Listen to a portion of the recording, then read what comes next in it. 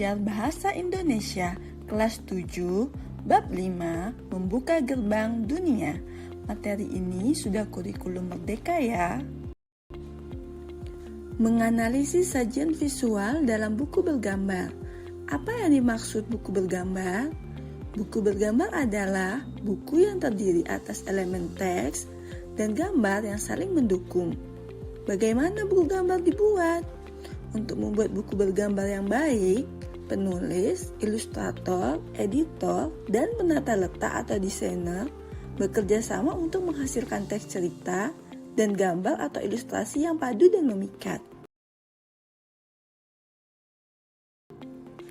Elemen teks dan gambar pada buku membantu pembaca memahami materi bacaan, menangkap emosi, nada, serta suasana pada bacaan.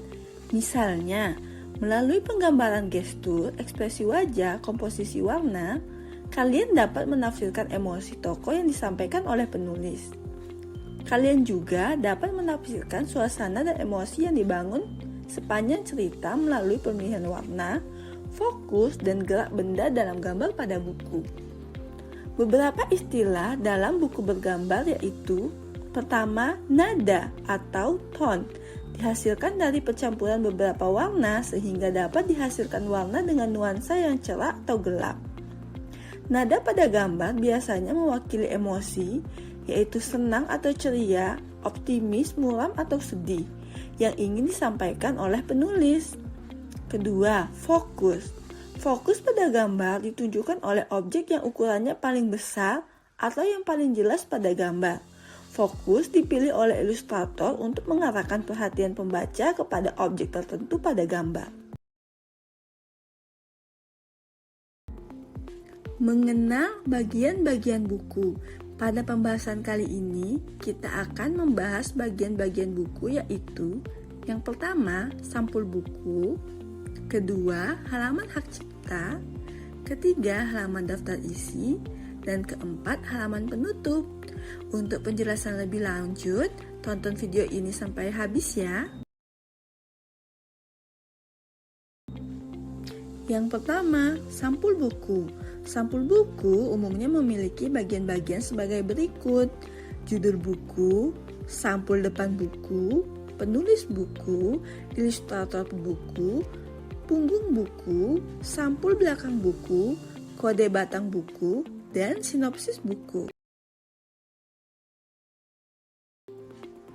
Yang kedua, halaman hak cipta. Halaman hak cipta memuat informasi tentang A. Pembuat buku, B. Informasi tentang penerbit, alamat fisik, dan alamat daring penerbit buku, C. Informasi tentang hak cipta buku. Yang ketiga, halaman daftar isi yang memuat daftar judul bab pada buku. Nah, anak-anak bisa melihat contoh daftar isi di samping ya. Keempat, halaman penutup buku. Halaman penutup buku dapat terdiri atas referensi atau daftar rujukan, glosarium atau catatan serta biodata pembuat buku. Nah, di samping ada contoh dari halaman penutup buku. Pembahasan berikutnya yaitu tentang buku fiksi. Buku fiksi adalah buku yang memuat cerita rekaan atau khayalan. Buku Tam dan U merupakan contoh cerita fiksi. Dalam sebuah buku fiksi, penulis bertujuan untuk mengajak para pembaca untuk ikut serta terjun dalam dunia imajinasi. Hal ini dikarenakan cerita yang diangkat dalam buku fiksi pada dasarnya bersumber dari imajinasi penulisnya. Pada akhirnya, sebuah buku fiksi tidak memerlukan pertanggungjawaban terkait kebenaran dari isinya. Buku non-fiksi. Buku non-fiksi adalah buku yang berdasarkan fakta atau kenyataan. Oleh karena itu, seorang penulis buku non-fiksi memiliki tanggung jawab terkait isi dari hasil pemikiran dan informasi yang tersajinya.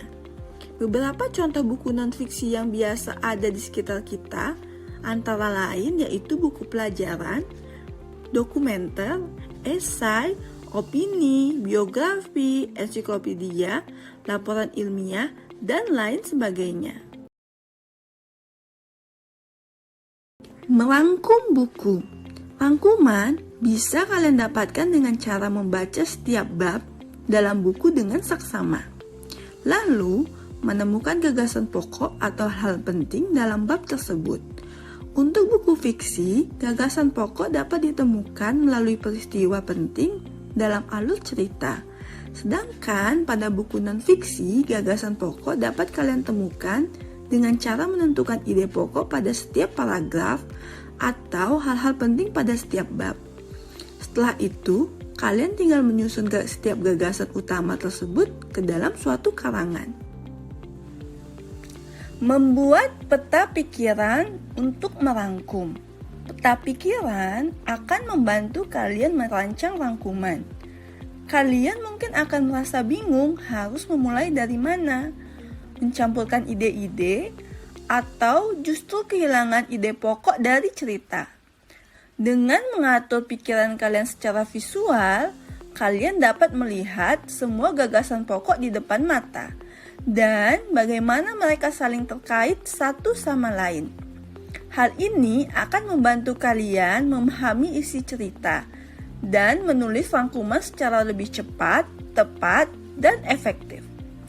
Bagaimana cara membuat peta pikiran? Sebenarnya, tidak ada aturan yang baku. Kalian dapat berkreasi sebebasnya dengan peta pikiran. Mulailah dengan judul buku atau topik tertentu. Lalu, buatlah garis-garis cabang setiap bab, poin-poin penting di dalamnya, dan keterkaitan mereka. Setelah selesai, kalian dapat melihat seberapa banyak kalian telah memahami isi sebuah buku atau topik tertentu. Gambar 5.3 adalah contoh peta pikiran dari buku Itam dan U. Pembahasan selanjutnya kita akan membahas tentang teks tanggapan. Teks tanggapan adalah teks yang berisi penilaian, ulasan, atau resensi terhadap suatu karya, seperti film, buku, novel, drama, dan sebagainya, sehingga orang lain mengetahui kelebihan dan kekurangan karya tersebut. Teks tanggapan juga dikenal dengan istilah resensi. Teks ini bertujuan menyampaikan pengalaman seseorang saat membaca atau menonton sebuah karya. Menyajikan tanggapan terhadap buku. Saat ingin memaparkan tanggapan, ingatlah beberapa hal berikut. Pertama, menggunakan sapaan yang santun, akrab, dan sesuai dengan usia pendengar yang kalian tuju. Kedua, berbicara dengan ekspresi wajah dan gestur tubuh yang baik, ramah, dengan volume suara yang cukup keras. Pada saat berbicara, arahkan pandangan kalian ke pendengar atau kamera yang merekam kalian. Dan ketiga, pilihlah kata-kata yang baik, formal, serta dapat dipahami oleh pendengar. Struktur teks tanggapan. Sebuah teks tanggapan buku memiliki struktur sebagai berikut. Pertama, konteks, yaitu bagian yang berisi tentang pengenalan buku yang akan ditanggapi. Kedua, deskripsi, berisi penjelasan lebih detail tentang isi buku, mulai dari ide cerita, alur, sampai tokoh-tokohnya. Ketiga, penilaian. Bagian ini berisi penilaian pribadi pembaca terhadap buku, termasuk di dalamnya kekurangan, kelebihan, dan saran untuk buku. Ragam kalimat teks tanggapan. Ragam kalimat yang digunakan dalam teks tanggapan meliputi: pertama, tanggapan yang menguatkan atau menyetujui pendapat penulis. Kalimat-kalimat tanggapan menggunakan kalimat persetujuan yang menunjukkan rasa setuju terhadap pendapat yang disampaikan orang lain. Kedua, tanggapan yang menolak pendapat penulis. Tanggapan ini menggunakan kalimat penolakan dan gaya bahasa penghalusan yang umumnya ditandai dengan konjungsi akan tetapi. untuk menunjukkan pertentangan yang menolak pendapat sebelumnya. Ketiga, tanggapan yang memberikan saran kepada penulis. Tanggapan ini memberikan saran perbaikan setelah sebelumnya menunjukkan kelemahan dalam pernyataan penulis.